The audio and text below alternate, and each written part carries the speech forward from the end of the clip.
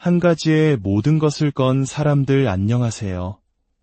지혜와 통찰의 길을 걷는 여러분과 함께하는 시간입니다. 오늘 우리는 세상의 지혜와는 조금 다른, 그러나 우리 삶의 근원을 관통하는 깊은 진리에 대해 이야기 나누고자 합니다. 이 이야기가 여러분의 마음에 깊은 울림과 평안을 주기를 소망합니다. 잠시 시간을 내어 구독과 좋아요를 눌러주시는 것은 이 귀한 메시지가 더 많은 영혼에게 닿을 수 있도록 돕는 귀한 나눔의 실천입니다. 여러분의 그 손길 위에 하나님의 크신 축복이 함께하기를 기도합니다. 우리 주변을 둘러보면 참으로 재주가 많은 사람들이 있습니다. 다방면에 재능이 뛰어나고 무엇이든 곧잘 해내는 이들입니다. 하지만 역설적이게도 그토록 많은 재능을 가졌음에도 불구하고 정작 자신의 삶에서 뚜렷한 자리를 잡지 못하고 방황하는 경우를 의외로 많이 보게 됩니다. 왜 그럴까요? 모든 것을 다 잘하기 때문입니다. 여러 갈래의 길 앞에서 어느 한 길을 선택해 깊이 파고들지 못하고 여러 재능에 기대어 얕게 머물기 때문입니다. 때로는 한 가지 재주에 평생을 바친 사람보다도 못한 결과를 낳기도 합니다. 세상에서 박사 혹은 전문가라 불리는 사람들을 생각해 보십시오. 어떤 의미에서 그들은 한 분야의 바보라고 할 수 있습니다. 왜냐하면 그들은 평생을 바쳐 연구한 그 한 가지 외에는 다른 것을 잘 모르기 때문입니다. 평생 개미만 연구한 학자는 밥을 먹을 때도, 잠을 잘 때도, 심지어 그림을 그릴 때조차 오직 개미만을 생각합니다. 그렇기에 개미에 관한 한 그는 세상 최고의 전문가가 되는 것입니다. 하지만 오늘이 며칠인지 자기 가족의 생일이 언제인지도 잊어버릴 만큼 한 우물만 파는 사람, 우리는 그런 사람을 전문가라 부릅니다. 바로 이 지점에서 우리는 신앙인의 삶을 깊이 성찰하게 됩니다. 세상의 이치가 그러할진대 하나님의 백성, 즉 성도의 삶은 어떠해야 할까요? 성도는 이것저것 세상의 모든 것을 잘하려고 해서는 안 됩니다. 세상 일에도 밝고 교회 일에도 능통한 소위 만능 박사가 되려 할 때 우리의 신앙은 미지근해지기 쉽습니다. 이것도 아니고 저것도 아닌 상태, 하나님께서 우리를 들어 쓰시려 해도 마땅히 쓸 만한 부분이 없는 상태가 되어버리는 것입니다. 그렇다면 성도에게는 무엇이 필요할까요? 성도는 왜 성도입니까? 우리에게는 단 하나, 그러나 가장 강력한 한 가지가 필요합니다. 그것은 바로 믿음입니다. 아멘. 어떤 성도가 돈도 많고 주변에 사람도 많고 인품도 훌륭하며 세상적으로 가진 것이 많다고 합시다. 그러나 그에게 단 한 가지, 하나님을 향한 절대적인 믿음이 없다면 그 모든 것이 무슨 소용이 있겠습니까? 반대로 세상적으로는 아무것도 가진 것이 없지만 오직 하나님 한 분만을 의지하는 뜨거운 믿음을 가진 사람이 있다면 하나님께서는 과연 누구를 사용하시겠습니까? 성경 속 위대한 인물들을 보십시오. 소년 다윗이 골리앗 앞에 섰을 때 그에게 무슨 배경이 있었습니까? 그를 도와줄 형제나 권력이 있었습니까? 아무것도 없었습니다. 애굽의 총리가 된 요셉은 어떻습니까? 형제들에게 버림받고 노예로 팔려가 평생을 종으로 살아야 할 운명이었습니다. 배경도 기댈 사람도 아무런 희망도 없는 절망의 구렁텅이에 있었습니다. 오늘날은 노력하고 기회를 잘 잡으면 인생 역전이 가능한 시대라고들 합니다. 하지만 요셉이 살던 시대는 철저한 계급 사회였습니다. 한번 노예는 영원한 노예일 뿐 신분을 뛰어넘어 권세를 잡는다는 것은 상상조차 할 수 없는 일이었습니다. 그처럼 캄캄한 절망 속에서 요셉이 가진 것은 무엇이었을까요? 바로 보이지 않는 하나님을 믿는 믿음, 단 하나였습니다. 그 당시에는 그 믿음이라는 것이 참으로 보잘것없어 보였을 것입니다. 눈에 보이지도 않고 손에 잡히지도 않는 그 믿음으로 무엇을 할 수 있겠습니까? 하지만 여러분, 아십니까? 인생의 가장 결정적인 순간, 세상의 모든 것이 나를 버리고 떠나는 그 절체절명의 위기 속에서 나를 살리는 것은 오직 하나님과 나 사이의 그 믿음 하나뿐이라는 사실을 말입니다. 그래서 성경은 말합니다. 오직 의인은 믿음으로 말미암아 살리라. 아멘. 세상 사람들은 떡으로, 즉 물질로 살아갑니다. 그러나 우리는 떡이 없어도 믿음으로 살아야 하는 존재입니다.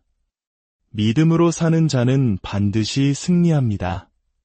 성도는 믿음이 없는 것을 가장 부끄러워해야 합니다. 하지만 오늘날 우리는 어떻습니까? 믿음이 없는 것은 부끄러워하지 않으면서 세상의 다른 것을 가진 것을 자랑하고 과시합니다. 심지어 교회 안에서조차 돈 많은 사람, 자녀가 세상에서 성공한 사람을 부러워합니다. 하지만 그 모든 것을 가졌어도 하나님을 떠났다면 그 끝은 피눈물 흘리는 후회뿐임을 우리는 기억해야 합니다. 세상에 나가 바쁘게 살다 보면 예배 시간에 들었던 말씀은 희미해지고 눈앞에 현실만이 크게 보입니다.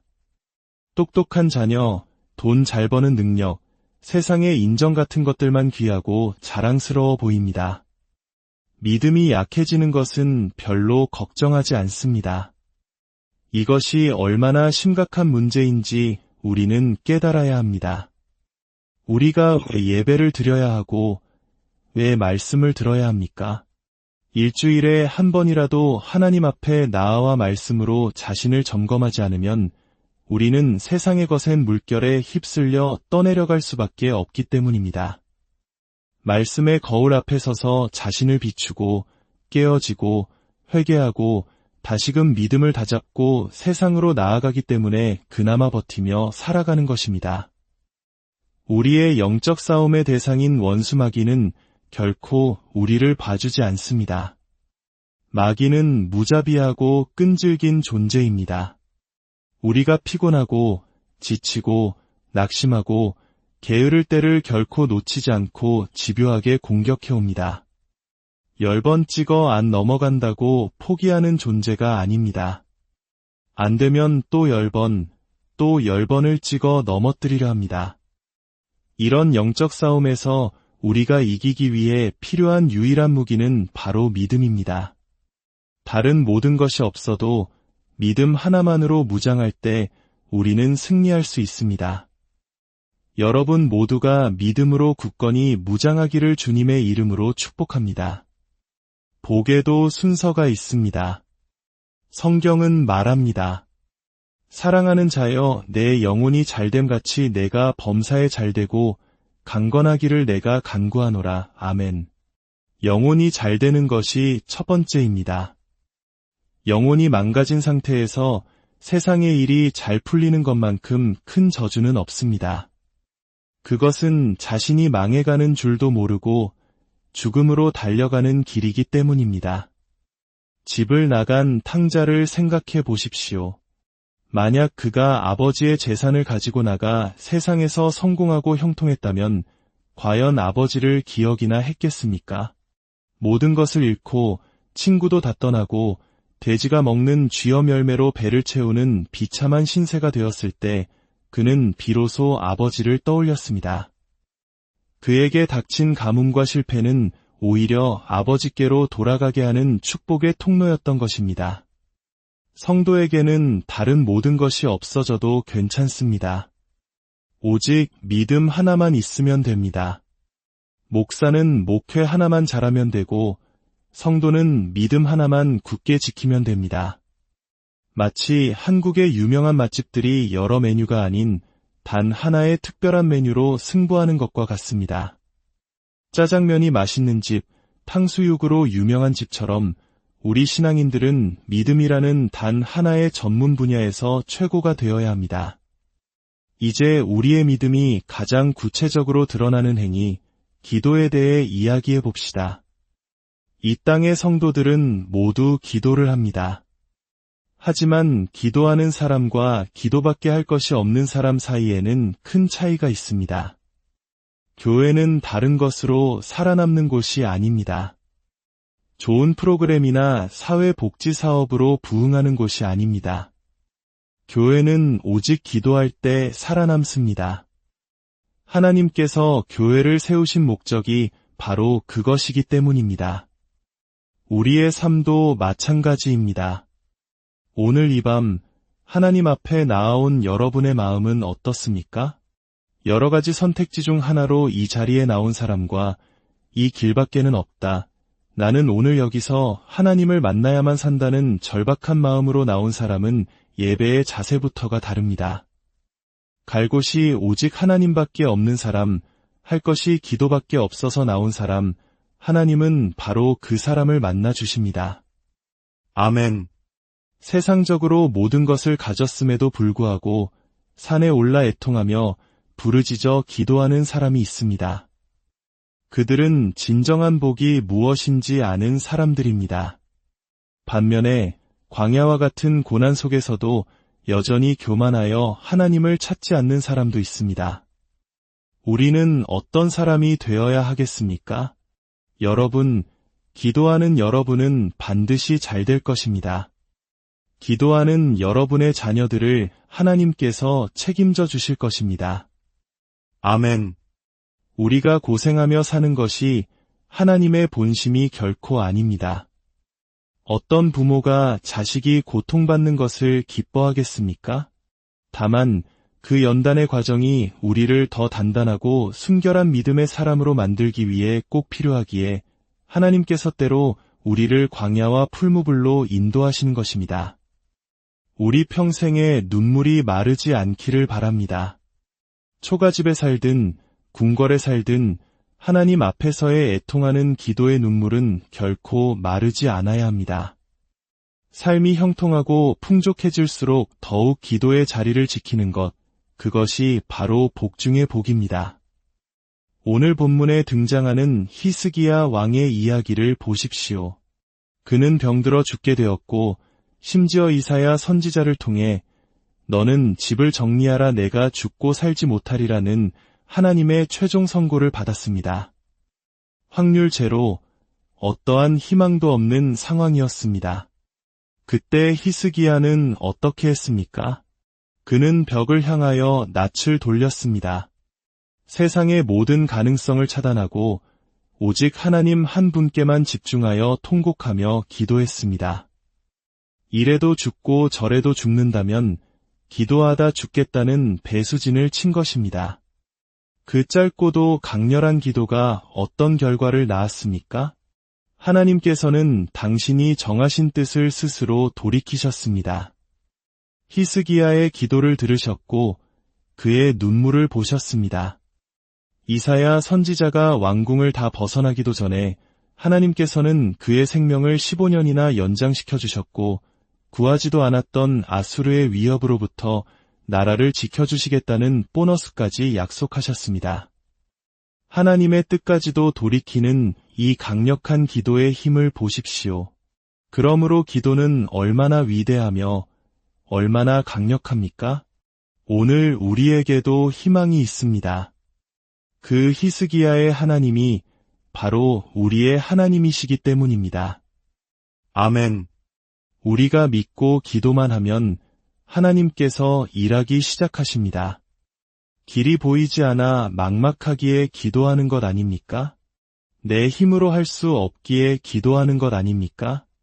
자식이 울기만 해도 부모는 그 울음소리만 듣고도 무엇이 필요한지 알아차립니다. 하물며 우리의 모든 것을 아시는 하나님 아버지께서 우리가 살려주십시오라고 부르짖을 때 어찌 모르시겠습니까? 우리가 살려달라고 기도할 때 하나님께서는 우리 가정의 문제를 아시고 경제적인 어려움을 아시고 방황하는 자녀의 아픔을 아시고 무너진 우리 영혼의 문제를 아시고 가장 좋은 것으로 응답해 주십니다. 어머니가 젖먹는 자식을 잊을 수 있겠으며 자기 태에서 난 아들을 긍휼히 여기지 않을 수 있겠습니까? 성경은 말합니다. 그들은 혹시 잊을지라도 나는 너를 잊지 아니할 것이라 내가 너를 내 손바닥에 새겼노라. 아멘. 하나님은 결코 우리를 잊지 않으십니다. 실패하고 넘어져도 망하는 것 같은 절망 속에서도 그 사랑을 의심하지 마십시오. 하나님은 모든 것을 합력하여 선을 이루시는 분입니다. 지금 우리가 겪는 연단의 시간이 끝나면 하나님께서는 반드시 우리를 복된 길로 인도하시고 귀하게 사용하실 것입니다. 그날을 소망하며 우리는 믿고 기도만 하면 됩니다. 믿는다는 것은 흔들리지 않는 것입니다. 응답이 더디더라도 내 생각과 다른 길로 인도하시더라도 끝까지 실망하지 않고 신뢰하는 것입니다. 가나안 여인처럼 나아만 장군처럼 포기하지 않고 끝까지 매달릴 때 마침내 하나님의 놀라운 역사를 체험하게 될 것입니다. 오늘 이 밤 다시 기도의 무릎을 꿇기를 결단합시다. 그래, 다시 기도하리라. 낙심하지 않고 끝까지 기도하리라. 이 결단 위에 히스기야의 기도를 들으셨던 하나님의 놀라운 응답과 축복이 여러분의 삶과 가정 위에 충만히 임하시기를 예수님의 이름. 한 가지의 모든 것을 건 사람들 안녕하세요. 지혜와 통찰의 길을 걷는 여러분과 함께하는 시간입니다. 오늘 우리는 세상의 지혜와는 조금 다른, 그러나 우리 삶의 근원을 관통하는 깊은 진리에 대해 이야기 나누고자 합니다. 이 이야기가 여러분의 마음에 깊은 울림과 평안을 주기를 소망합니다. 잠시 시간을 내어 구독과 좋아요를 눌러주시는 것은 이 귀한 메시지가 더 많은 영혼에게 닿을 수 있도록 돕는 귀한 나눔의 실천입니다. 여러분의 그 손길 위에 하나님의 크신 축복이 함께하기를 기도합니다. 우리 주변을 둘러보면 참으로 재주가 많은 사람들이 있습니다. 다방면에 재능이 뛰어나고 무엇이든 곧잘 해내는 이들입니다. 하지만 역설적이게도 그토록 많은 재능을 가졌음에도 불구하고 정작 자신의 삶에서 뚜렷한 자리를 잡지 못하고 방황하는 경우를 의외로 많이 보게 됩니다. 왜 그럴까요? 모든 것을 다 잘하기 때문입니다. 여러 갈래의 길 앞에서 어느 한 길을 선택해 깊이 파고들지 못하고 여러 재능에 기대어 얕게 머물기 때문입니다. 때로는 한 가지 재주에 평생을 바친 사람보다도 못한 결과를 낳기도 합니다. 세상에서 박사 혹은 전문가라 불리는 사람들을 생각해 보십시오. 어떤 의미에서 그들은 한 분야의 바보라고 할 수 있습니다. 왜냐하면 그들은 평생을 바쳐 연구한 그 한 가지 외에는 다른 것을 잘 모르기 때문입니다. 평생 개미만 연구한 학자는 밥을 먹을 때도, 잠을 잘 때도, 심지어 그림을 그릴 때조차 오직 개미만을 생각합니다.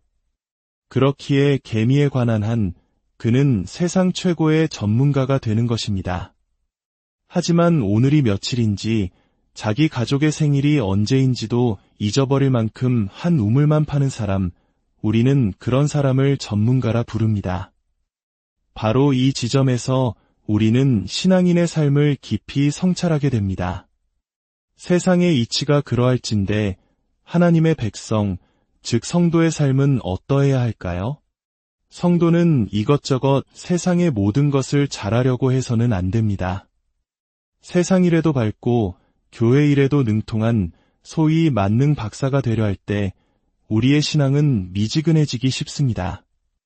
이것도 아니고 저것도 아닌 상태, 하나님께서 우리를 들어 쓰시려 해도 마땅히 쓸 만한 부분이 없는 상태가 되어버리는 것입니다. 그렇다면 성도에게는 무엇이 필요할까요? 성도는 왜 성도입니까? 우리에게는 단 하나, 그러나 가장 강력한 한 가지가 필요합니다. 그것은 바로 믿음입니다. 아멘. 어떤 성도가 돈도 많고 주변에 사람도 많고 인품도 훌륭하며 세상적으로 가진 것이 많다고 합시다. 그러나 그에게 단 한 가지, 하나님을 향한 절대적인 믿음이 없다면 그 모든 것이 무슨 소용이 있겠습니까? 반대로 세상적으로는 아무것도 가진 것이 없지만 오직 하나님 한 분만을 의지하는 뜨거운 믿음을 가진 사람이 있다면 하나님께서는 과연 누구를 사용하시겠습니까? 성경 속 위대한 인물들을 보십시오. 소년 다윗이 골리앗 앞에 섰을 때 그에게 무슨 배경이 있었습니까? 그를 도와줄 형제나 권력이 있었습니까? 아무것도 없었습니다. 애굽의 총리가 된 요셉은 어떻습니까? 형제들에게 버림받고 노예로 팔려가 평생을 종으로 살아야 할 운명이었습니다. 배경도 기댈 사람도 아무런 희망도 없는 절망의 구렁텅이에 있었습니다. 오늘날은 노력하고 기회를 잘 잡으면 인생 역전이 가능한 시대라고들 합니다.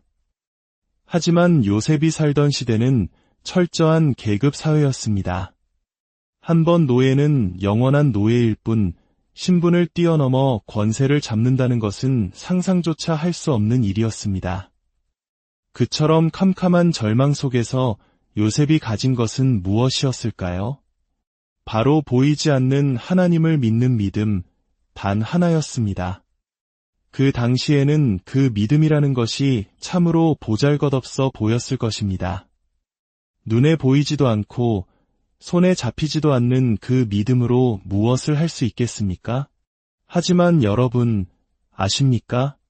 인생의 가장 결정적인 순간, 세상의 모든 것이 나를 버리고 떠나는 그 절체절명의 위기 속에서 나를 살리는 것은 오직 하나님과 나 사이의 그 믿음 하나뿐이라는 사실을 말입니다.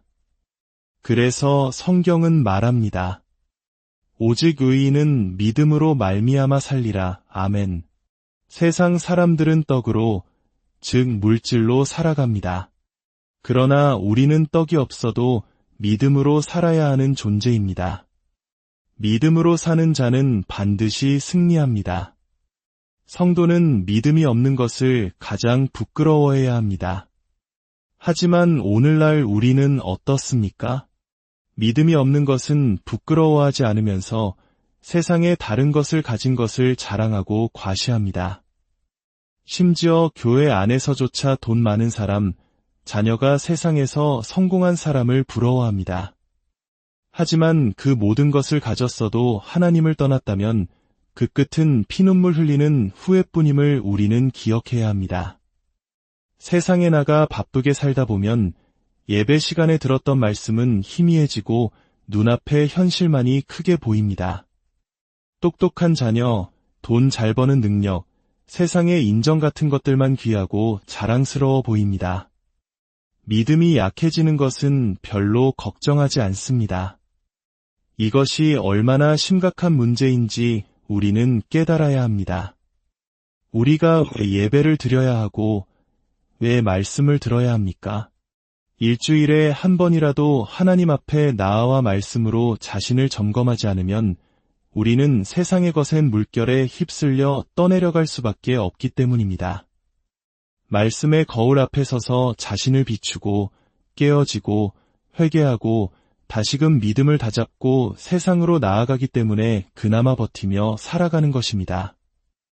우리의 영적 싸움의 대상인 원수 마귀는 결코 우리를 봐주지 않습니다. 마귀는 무자비하고 끈질긴 존재입니다. 우리가 피곤하고 지치고 낙심하고 게으를 때를 결코 놓치지 않고 집요하게 공격해옵니다. 10번 찍어 안 넘어간다고 포기하는 존재가 아닙니다. 안 되면 또 10번, 또 10번을 찍어 넘어뜨리려 합니다. 이런 영적 싸움에서 우리가 이기기 위해 필요한 유일한 무기는 바로 믿음입니다. 다른 모든 것이 없어도 믿음 하나만으로 무장할 때 우리는 승리할 수 있습니다. 여러분 모두가 믿음으로 굳건히 무장하기를 주님의 이름으로 축복합니다. 복에도 순서가 있습니다. 성경은 말합니다. 사랑하는 자여, 내 영혼이 잘됨 같이 내가 범사에 잘되고 강건하기를 내가 간구하노라. 아멘. 영혼이 잘되는 것이 첫 번째입니다. 영혼이 망가진 상태에서 세상의 일이 잘 풀리는 것만큼 큰 저주는 없습니다. 그것은 자신이 망해가는 줄도 모르고 죽음으로 달려가는 길이기 때문입니다. 집을 나간 탕자를 생각해 보십시오. 만약 그가 아버지의 재산을 가지고 나가 세상에서 성공하고 형통했다면 과연 아버지를 기억이나 했겠습니까? 모든 것을 잃고 친구도 다 떠나고 돼지가 먹는 쥐염 열매로 배를 채우는 비참한 신세가 되었을 때 그는 비로소 아버지를 떠올렸습니다. 그에게 닥친 가뭄과 실패는 오히려 아버지께로 돌아가게 하는 축복의 통로였던 것입니다. 성도에게는 다른 모든 것이 없어져도 괜찮습니다.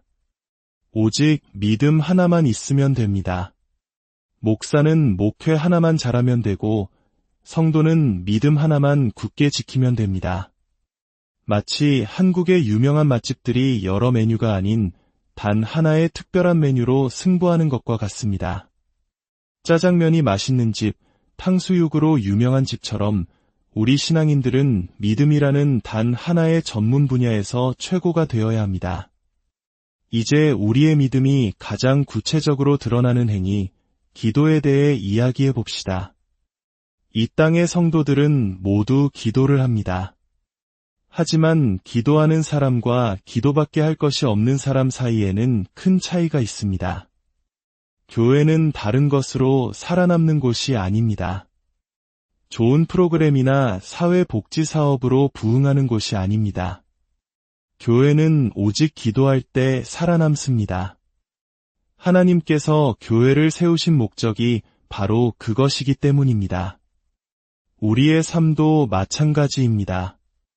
오늘 이 밤 하나님 앞에 나아온 여러분의 마음은 어떻습니까? 여러 가지 선택지 중 하나로 이 자리에 나온 사람과 이 길밖에는 없다. 나는 오늘 여기서 하나님을 만나야만 산다는 절박한 마음으로 나온 사람은 예배의 자세부터가 다릅니다. 갈 곳이 오직 하나님밖에 없는 사람, 할 것이 기도밖에 없어서 나온 사람, 하나님은 바로 그 사람을 만나 주십니다. 아멘. 세상적으로 모든 것을 가졌음에도 불구하고 산에 올라 애통하며 부르짖어 기도하는 사람이 있습니다. 그들은 진정한 복이 무엇인지 아는 사람들입니다.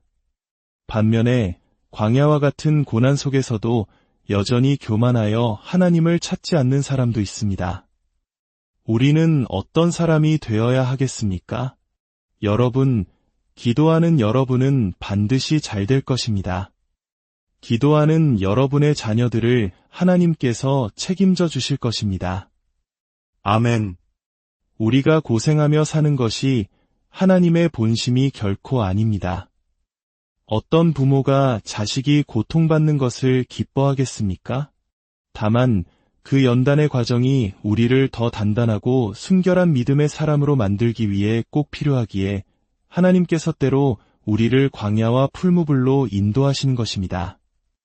우리 평생에 눈물이 마르지 않기를 바랍니다. 초가집에 살든 궁궐에 살든 하나님 앞에서의 애통하는 기도의 눈물은 결코 마르지 않아야 합니다. 삶이 형통하고 풍족해질수록 더욱 기도의 자리를 지키는 것, 그것이 바로 복 중의 복입니다. 오늘 본문에 등장하는 히스기야 왕의 이야기를 보십시오. 그는 병들어 죽게 되었고 심지어 이사야 선지자를 통해 너는 집을 정리하라 내가 죽고 살지 못하리라는 하나님의 최종 선고를 받았습니다. 확률 제로, 어떠한 희망도 없는 상황이었습니다. 그때 히스기야는 어떻게 했습니까? 그는 벽을 향하여 낯을 돌렸습니다. 세상의 모든 가능성을 차단하고 오직 하나님 한 분께만 집중하여 통곡하며 기도했습니다. 이래도 죽고 저래도 죽는다면 기도하다 죽겠다는 배수진을 친 것입니다. 그 짧고도 강렬한 기도가 어떤 결과를 낳았습니까? 하나님께서는 당신이 정하신 뜻을 스스로 돌이키셨습니다. 히스기야의 기도를 들으셨고 그의 눈물을 보셨습니다. 이사야 선지자가 왕궁을 다 벗어나기도 전에 하나님께서는 그의 생명을 15년이나 연장시켜 주셨고 구하지도 않았던 아수르의 위협으로부터 나라를 지켜주시겠다는 보너스까지 약속하셨습니다. 하나님의 뜻까지도 돌이키는 이 강력한 기도의 힘을 보십시오. 그러므로 기도는 얼마나 위대하며 얼마나 강력합니까? 오늘 우리에게도 희망이 있습니다. 그 히스기야의 하나님이 바로 우리의 하나님이시기 때문입니다. 아멘. 우리가 믿고 기도만 하면 하나님께서 일하기 시작하십니다. 길이 보이지 않아 막막하기에 기도하는 것 아닙니까? 내 힘으로 할 수 없기에 기도하는 것 아닙니까? 자식이 울기만 해도 부모는 그 울음소리만 듣고도 무엇이 필요한지 알아차립니다. 하물며 우리의 모든 것을 아시는 하나님 아버지께서 우리가 살려주십시오라고 부르짖을 때 어찌 모르시겠습니까?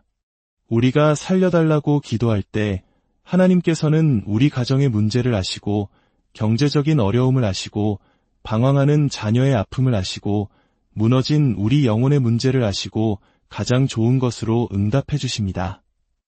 어머니가 젖먹는 자식을 잊을 수 있겠으며 자기 태에서 난 아들을 긍휼히 여기지 않을 수 있겠습니까?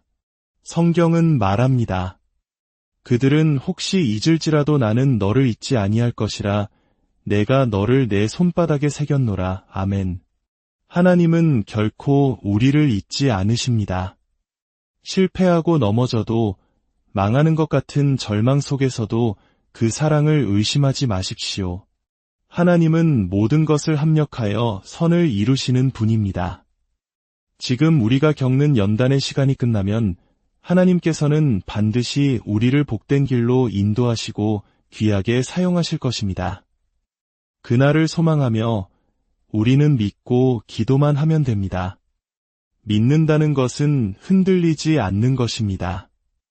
응답이 더디더라도 내 생각과 다른 길로 인도하시더라도 끝까지 실망하지 않고 신뢰하는 것입니다.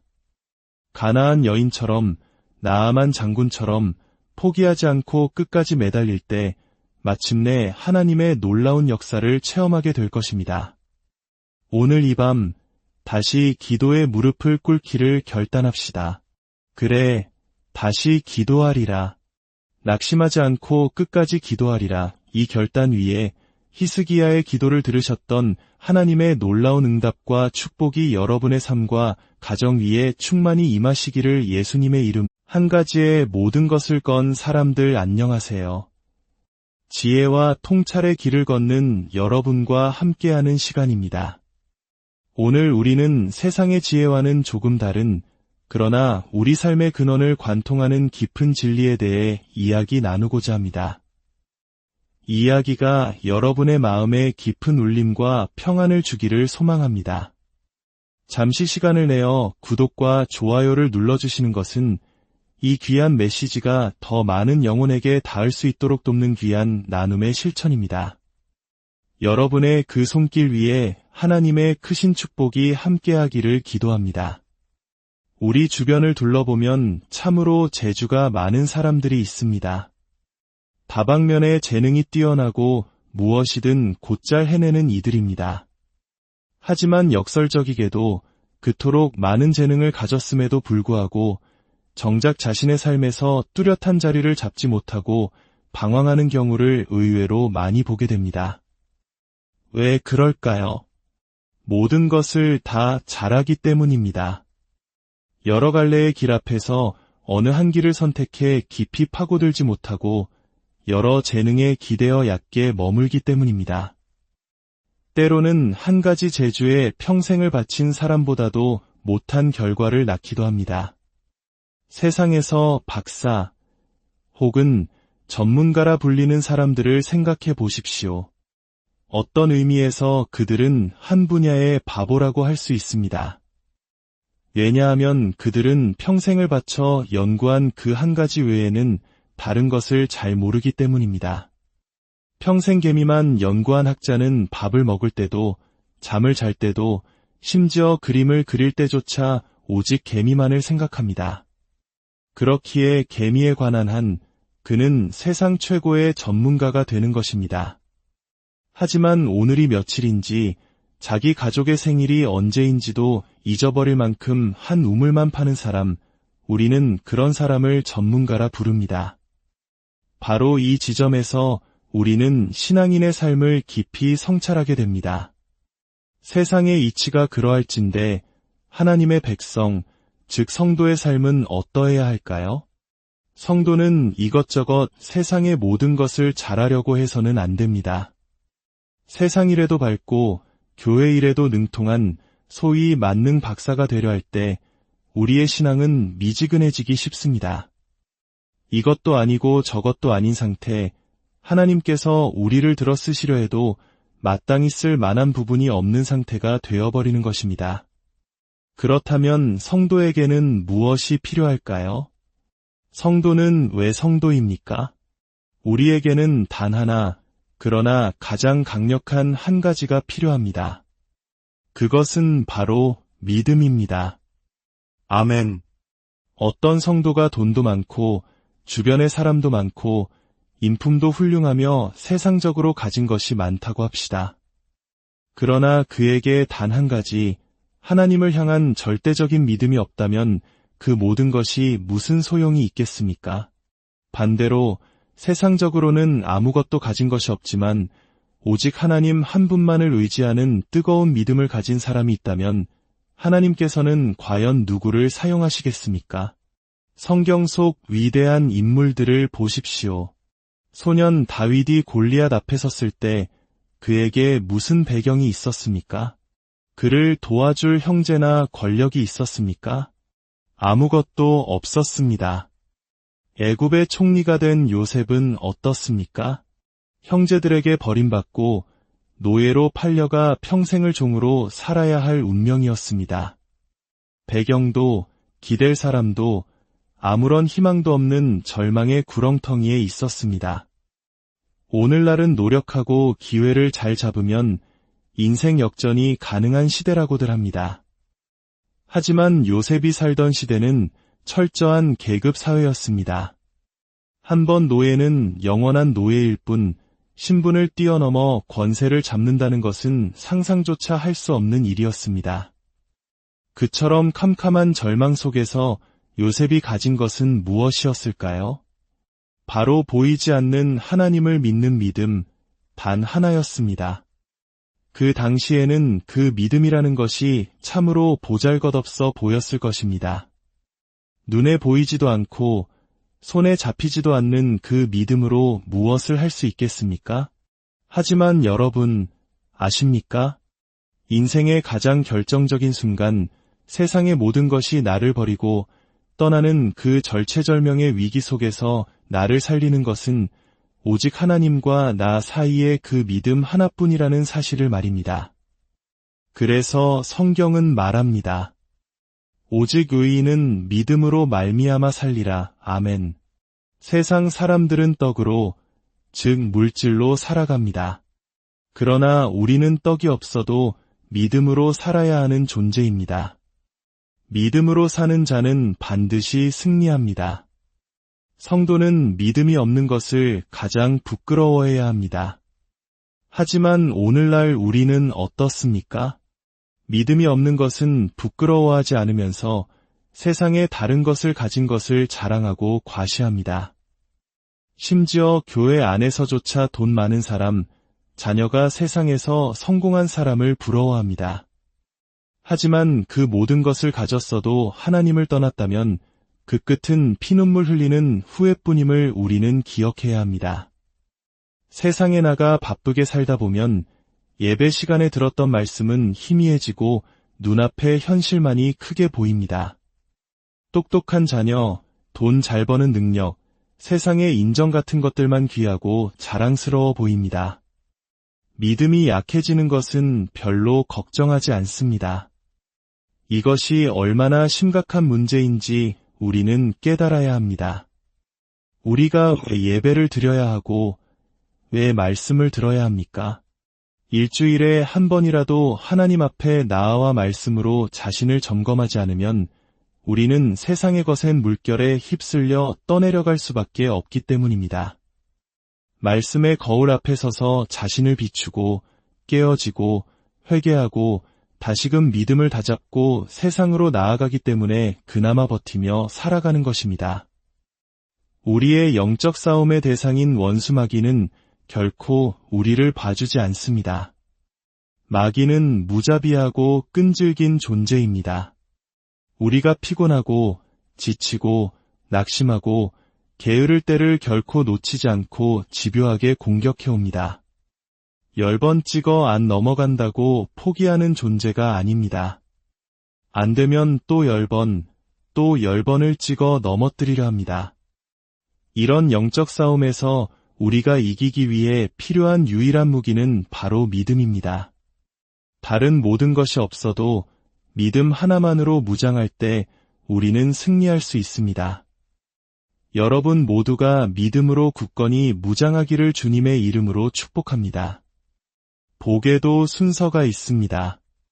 성경은 말합니다. 사랑하는 자여, 내 영혼이 잘됨같이 내가 범사에 잘되고 강건하기를 내가 간구하노라. 아멘. 영혼이 잘되는 것이 첫 번째입니다. 영혼이 망가진 상태에서 세상의 일이 잘 풀리는 것만큼 큰 저주는 없습니다. 그것은 자신이 망해가는 줄도 모르고 죽음으로 달려가는 길이기 때문입니다. 집을 나간 탕자를 생각해 보십시오. 만약 그가 아버지의 재산을 가지고 나가 세상에서 성공하고 형통했다면 과연 아버지를 기억이나 했겠습니까? 모든 것을 잃고 친구도 다 떠나고 돼지가 먹는 쥐염 열매로 배를 채우는 비참한 신세가 되었을 때 그는 비로소 아버지를 떠올렸습니다. 그에게 닥친 가뭄과 실패는 오히려 아버지께로 돌아가게 하는 축복의 통로였던 것입니다. 성도에게는 다른 모든 것이 없어져도 괜찮습니다. 오직 믿음 하나만 있으면 됩니다. 목사는 목회 하나만 잘하면 되고 성도는 믿음 하나만 굳게 지키면 됩니다. 마치 한국의 유명한 맛집들이 여러 메뉴가 아닌 단 하나의 특별한 메뉴로 승부하는 것과 같습니다. 짜장면이 맛있는 집, 탕수육으로 유명한 집처럼 우리 신앙인들은 믿음이라는 단 하나의 전문 분야에서 최고가 되어야 합니다. 이제 우리의 믿음이 가장 구체적으로 드러나는 행위, 기도에 대해 이야기해 봅시다. 이 땅의 성도들은 모두 기도를 합니다. 하지만 기도하는 사람과 기도밖에 할 것이 없는 사람 사이에는 큰 차이가 있습니다. 교회는 다른 것으로 살아남는 곳이 아닙니다. 좋은 프로그램이나 사회복지 사업으로 부흥하는 곳이 아닙니다. 교회는 오직 기도할 때 살아남습니다. 하나님께서 교회를 세우신 목적이 바로 그것이기 때문입니다.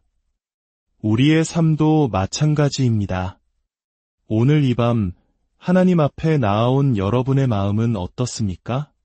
여러 가지 선택지 중 하나로 이 자리에 나온 사람과 이 길밖에는 없다. 나는 오늘 여기서 하나님을 만나야만 산다는 절박한 마음으로 나온 사람은 예배의 자세부터가 다릅니다. 갈 곳이 오직 하나님밖에 없는 사람, 할 것이 기도밖에 없어서 나온 사람, 하나님은 바로 그 사람을 만나 주십니다. 아멘. 세상적으로 모든 것을 가졌음에도 불구하고 산에 올라 애통하며 부르짖어 기도하는 사람이 있습니다. 그들은 진정한 복이 무엇인지 아는 사람들입니다. 반면에 광야와 같은 고난 속에서도 여전히 교만하여 하나님을 찾지 않는 사람도 있습니다. 우리는 어떤 사람이 되어야 하겠습니까? 여러분, 기도하는 여러분은 반드시 잘 될 것입니다.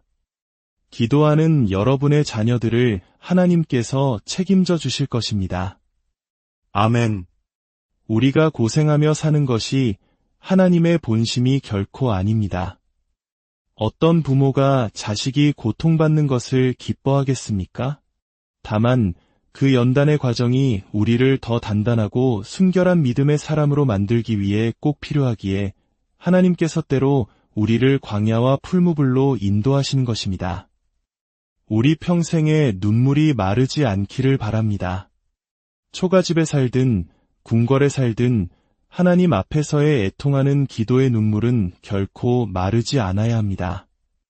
삶이 형통하고 풍족해질수록 더욱 기도의 자리를 지키는 것, 그것이 바로 복 중의 복입니다.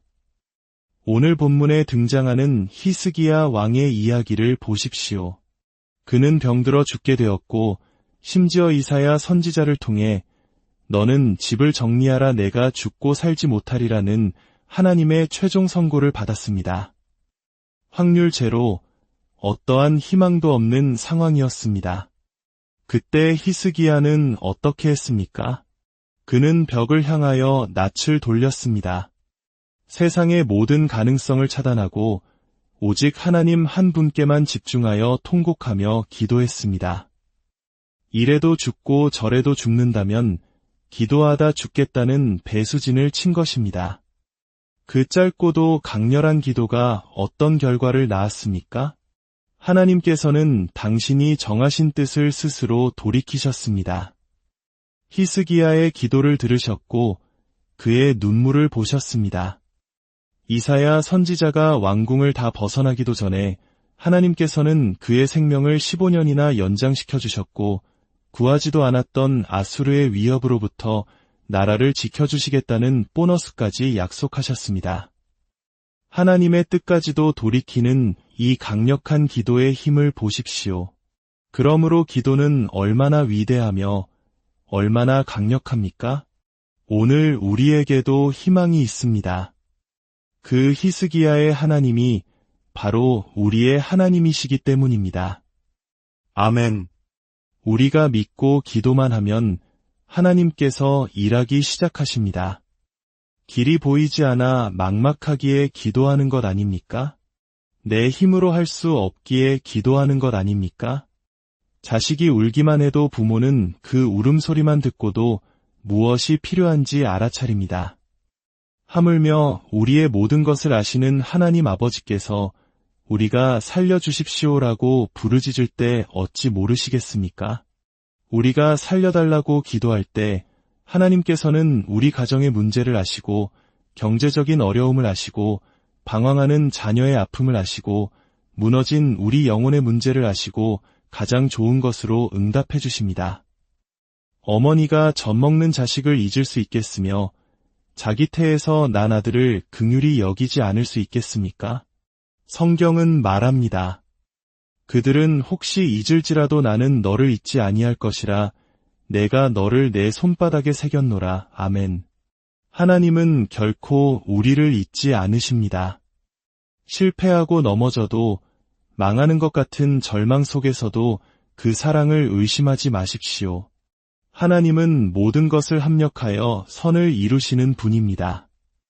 지금 우리가 겪는 연단의 시간이 끝나면 하나님께서는 반드시 우리를 복된 길로 인도하시고 귀하게 사용하실 것입니다. 그날을 소망하며 우리는 믿고 기도만 하면 됩니다. 믿는다는 것은 흔들리지 않는 것입니다. 응답이 더디더라도 내 생각과 다른 길로 인도하시더라도 끝까지 실망하지 않고 신뢰하는 것입니다. 가나안 여인처럼 나아만 장군처럼 포기하지 않고 끝까지 매달릴 때 마침내 하나님의 놀라운 역사를 체험하게 될 것입니다. 오늘 이 밤 다시 기도의 무릎을 꿇기를 결단합시다. 그래, 다시 기도하리라.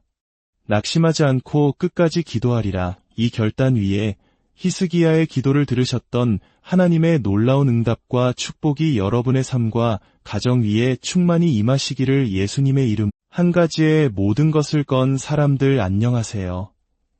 지혜와 통찰의 길을 걷는 여러분과 함께하는 시간입니다. 오늘 우리는 세상의 지혜와는 조금 다른 그러나 우리 삶의 근원을 관통하는 깊은 진리에 대해 이야기 나누고자 합니다. 이 이야기가 여러분의 마음에 깊은 울림과 평안을 주기를 소망합니다.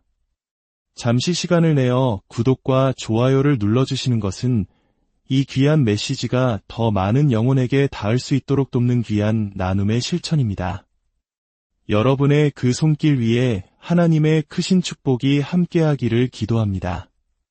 우리 주변을 둘러보면 참으로 재주가 많은 사람들이 있습니다. 다방면에 재능이 뛰어나고 무엇이든 곧잘 해내는 이들입니다.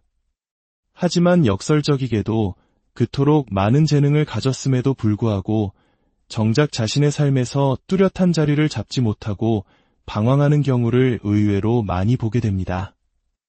왜 그럴까요? 모든 것을 다 잘하기 때문입니다.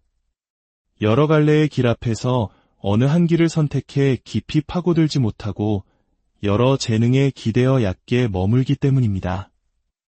때로는 한 가지 재주에 평생을 바친 사람보다도 못한 결과를 낳기도 합니다. 세상에서 박사 혹은 전문가라 불리는 사람들을 생각해 보십시오. 어떤 의미에서 그들은 한 분야의 바보라고 할 수 있습니다.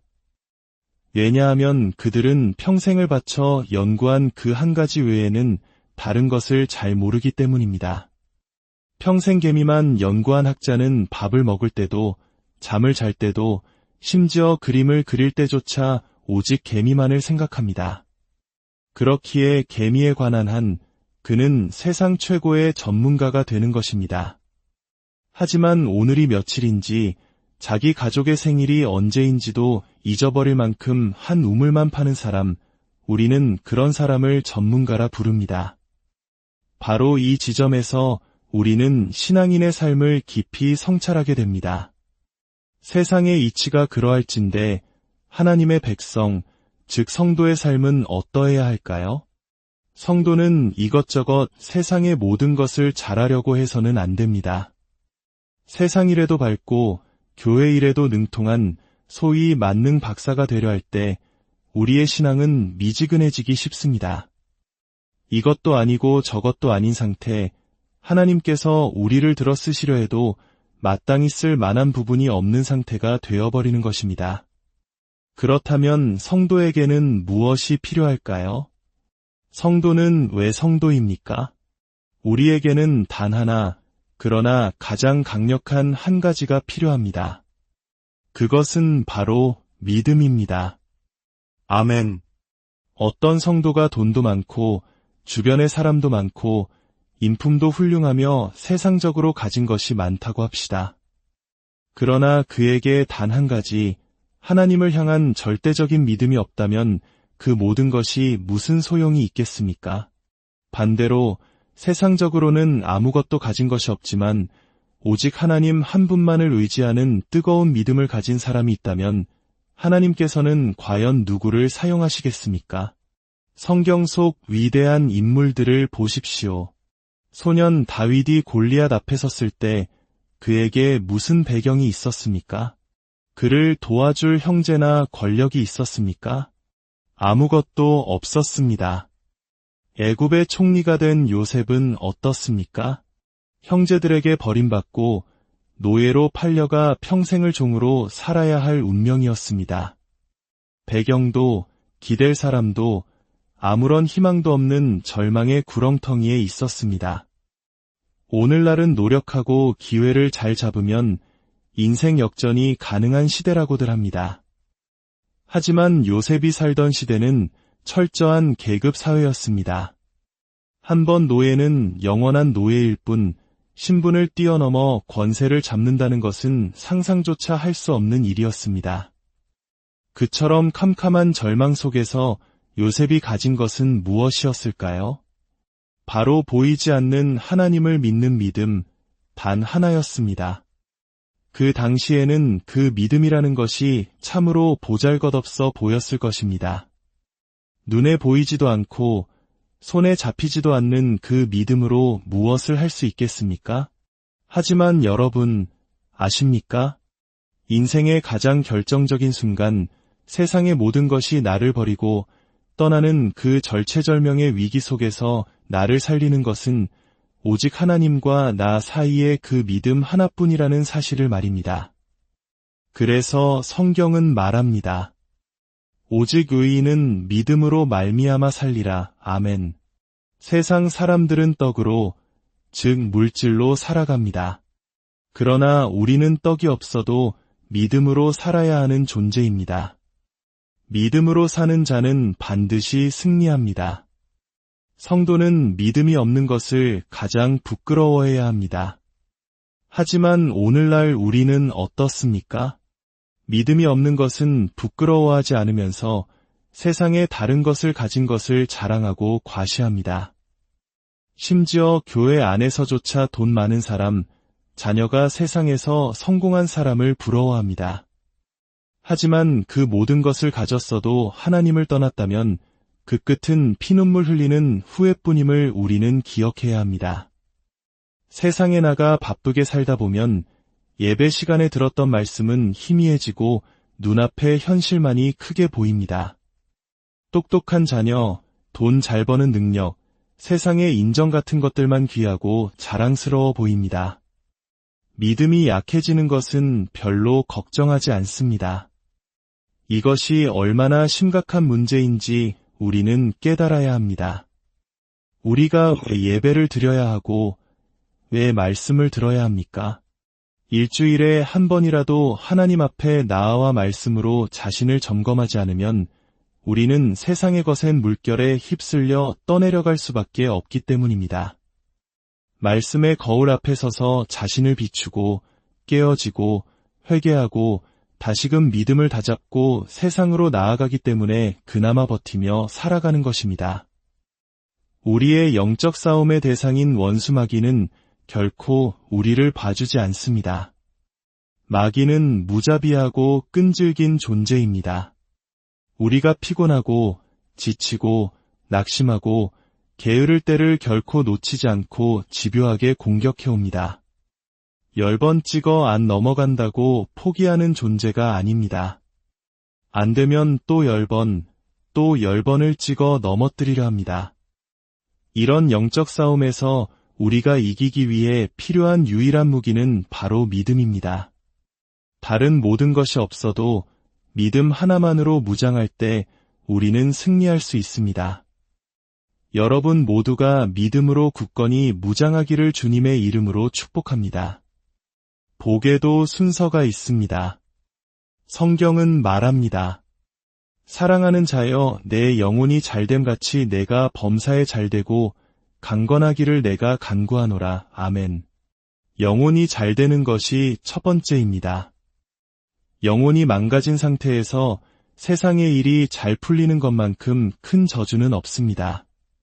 그것은 자신이 망해가는 줄도 모르고 죽음으로 달려가는 길이기 때문입니다. 집을 나간 탕자를 생각해 보십시오. 만약 그가 아버지의 재산을 가지고 나가 세상에서 성공하고 형통했다면 과연 아버지를 기억이나 했겠습니까? 모든 것을 잃고 친구도 다 떠나고 돼지가 먹는 쥐염 열매로 배를 채우는 비참한 신세가 되었을 때 그는 비로소 아버지를 떠올렸습니다. 그에게 닥친 가뭄과 실패는 오히려 아버지께로 돌아가게 하는 축복의 통로였던 것입니다. 성도에게는 다른 모든 것이 없어져도 괜찮습니다. 오직 믿음 하나만 있으면 됩니다. 목사는 목회 하나만 잘하면 되고 성도는 믿음 하나만 굳게 지키면 됩니다. 마치 한국의 유명한 맛집들이 여러 메뉴가 아닌 단 하나의 특별한 메뉴로 승부하는 것과 같습니다. 짜장면이 맛있는 집, 탕수육으로 유명한 집처럼 우리 신앙인들은 믿음이라는 단 하나의 전문 분야에서 최고가 되어야 합니다. 이제 우리의 믿음이 가장 구체적으로 드러나는 행위, 기도에 대해 이야기해 봅시다. 이 땅의 성도들은 모두 기도를 합니다. 하지만 기도하는 사람과 기도밖에 할 것이 없는 사람 사이에는 큰 차이가 있습니다.